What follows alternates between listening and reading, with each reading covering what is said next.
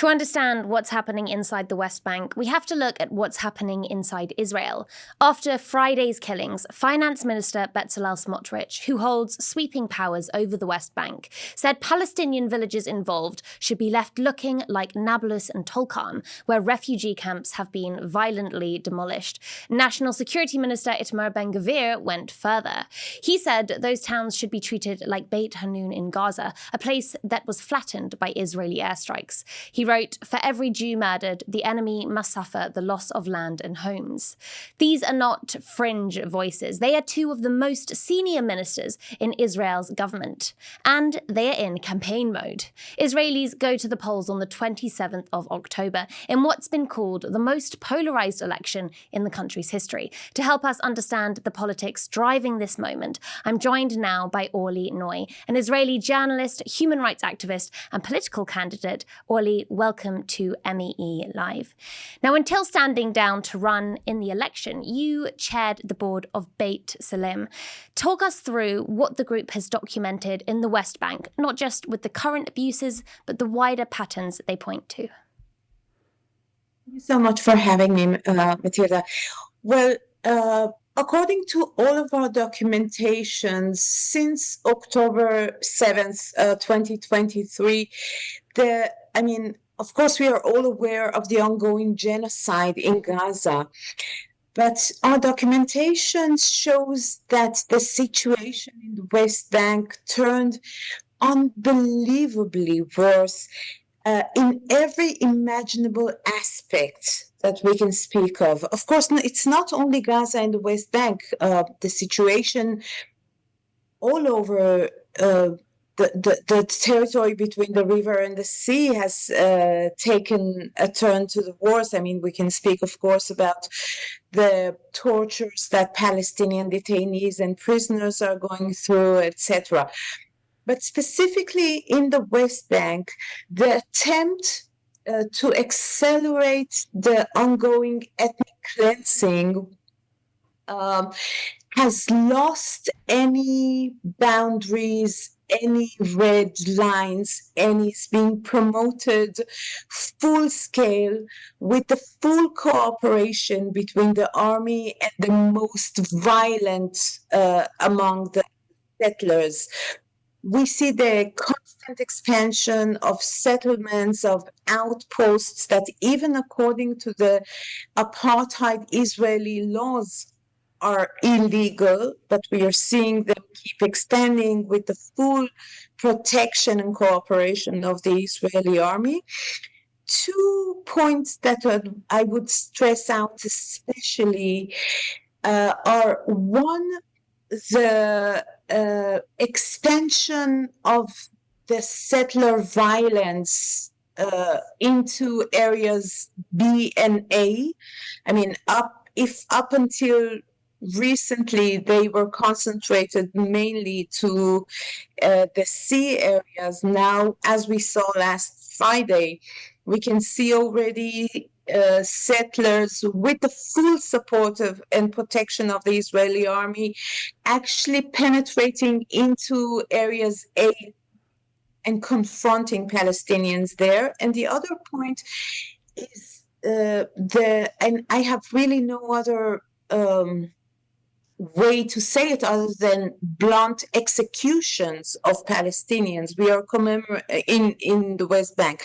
We are commemorating this week 1 year to the execution of Audeh Hadalin, a brilliant, one of the most prominent active Palestinian activists from the village of al-Khair. This execution was done in front of at least 20 different cameras.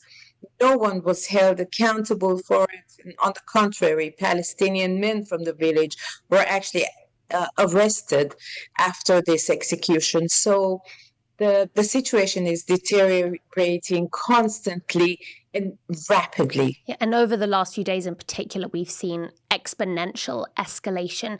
I think to understand this, can you give your perspective on when we see an escalation of the kind we're seeing now, who does it benefit? Well, it's very clearly to the benefit of the extreme right wing in Israel. I mean, this is the Netanyahu's government has been trying to avoid accountability since October 7th, 2023. And the way to do that is to keep the state and the region in a constant state of emergency, of crisis, so that the Israeli citizens are not do not have the availability to demand this accountability from their government. If we are constantly in the state of emergency, if we are involved in 7 different fronts of war, if we will maybe soon again need to run for shelters, etc., people are not available to go and demonstrate against their government, to demand any sort of accountability. So without a doubt, a state of constant emergency is serving the right wing always, and especially after October 7th. So is it a case that since the front in Iran and the fronts in Lebanon and Gaza have sort of quietened down in Israeli society, the West Bank is opening up as another battleground? How real is the risk of Netanyahu manufacturing an emergency by October that could actually disrupt the election Israelis are due to hold? It is a very real probability. It is a very real possibility. This is the first time that Israelis, many of them, actually doubt the possibility of the elections being held at their due time. Netanyahu already said, when he passed recently a decision within his party that in a case of emergency they will not hold the primaries because Netanyahu really doesn't want that, he already implied that in a case of emergency even the general elections will be under question. And we know that Netanyahu holds back on nothing. He refrains from nothing in order to save his seat as a prime minister. So it is an absolute possibility that cannot be excluded, that we won't have actually elections on October 27th. There's also, of course, his coalition partners, Ben Gvir, Smotrich, who hold settler interests very close, and annexation is a clear stated goal of these leaders. Is there an extent to which, as the election approaches, they fear they might lose the election and this is the moment to push forward with annexation? Is there an urgency there, or is it rather like it's a vote winner for them to manufacture this escalation? I mean, they are. I think it's both. It's both.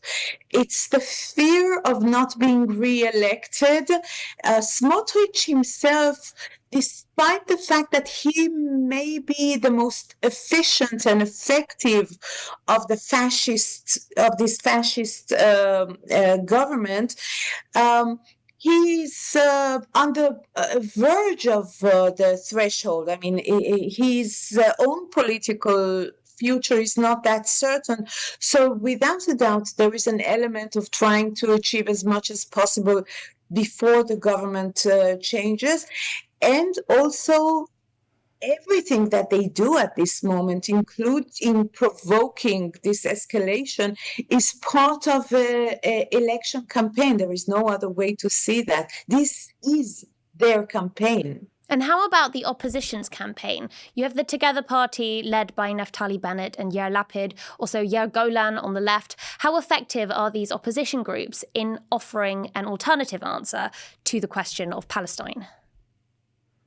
Well, an alternative, unfortunately, and I really say it with great sorrow, if even before October 7th, the so-called Zionist left and center shifted constantly to the right, after October 7th, they became complete complicits with the genocide. They supported fully the genocide. They are still supporting 100% the army with all of its atrocities and crimes of war and against humanity.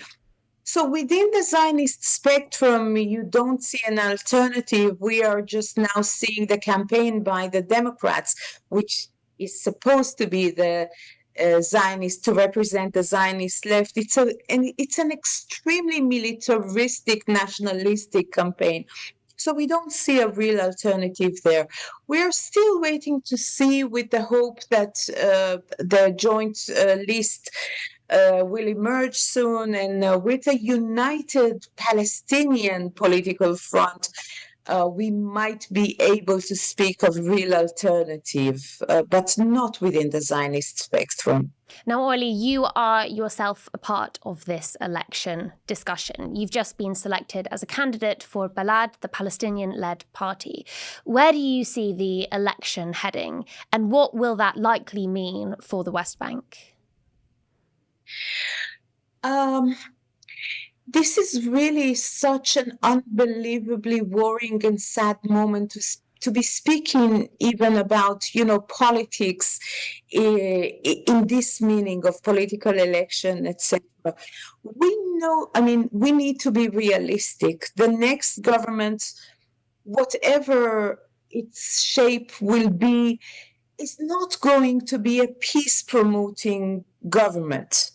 It's not going to be a government that will end the occupation. It will not be a government that will challenge in any way the apartheid or the ongoing genocide in Gaza, etc.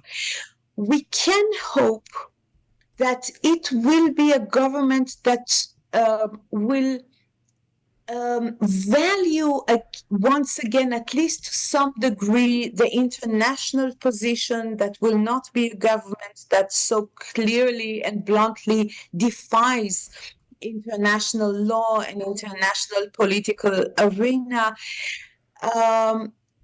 Because if this right-wing, extreme right-wing, fascist, genocidal government will come to power once again, then there is a real fear that we will see the horrifying images from Gaza reaching the West Bank as well. And also, we must say that in this scenario, the future of the Palestinian citizens of Israel inside the 48 borders is also going to be under great danger. Thank you, Ollie. And finally, where does popular Israeli opinion sit when we're watching these events unfold in the West Bank? Just talk us through the cross-section of opinion and reactions that you've seen. Well, the level of the brainwash, the collective brainwash of the Israelis is such that even after it was already exposed, that let's take, for example, the event on Friday, even after it was already reported that it was an initiated clash by the settlers that invaded the Palestinian village, threatening with arms. And by the way, yesterday it was already published that even the two Israelis were shot by other Israelis, most probably, that the Palestinians didn't kill. It doesn't matter. The brainwash is so deep that the entire Israeli discourse is about a pogrom carried out by Palestinian terrorists, and they want revenge as usual. The next elections are just the beginning. We will need decades of rehabilitation of this genocidal society. We have a lot of work ahead of us. You said it doesn't matter that whether, even if this information comes out that the probability shows Israelis were behind the killing of the Israelis on Friday. Is that to do with press freedom, or is it that there's misinformation in the media, or is it that even when the media publishes the facts, it doesn't cut through the political rhetoric? The media the Israeli media should sit right next to Netanyahu on the benches of Hague. It's not just concealing information from the Israeli public. The information is often there, and we are living in a world of massive, information. The information is there, and even the Israeli media sometimes brings the information to the public. The problem is with the way that the Israeli media frames information completely. I mean, there is no criticism, in a complete uncritical way, always backing up the army, always portraying the Palestinians as terrorists, as violent, as dangerous. So this, and also Israelis don't meet Palestinians from the West Bank anymore. They are not allowed to come inside to work. So it is very easy to brainwash an entire society into seeing another society as only as terrorists and as dangerous people. Orly Noy, thank you so much for your time and expertise.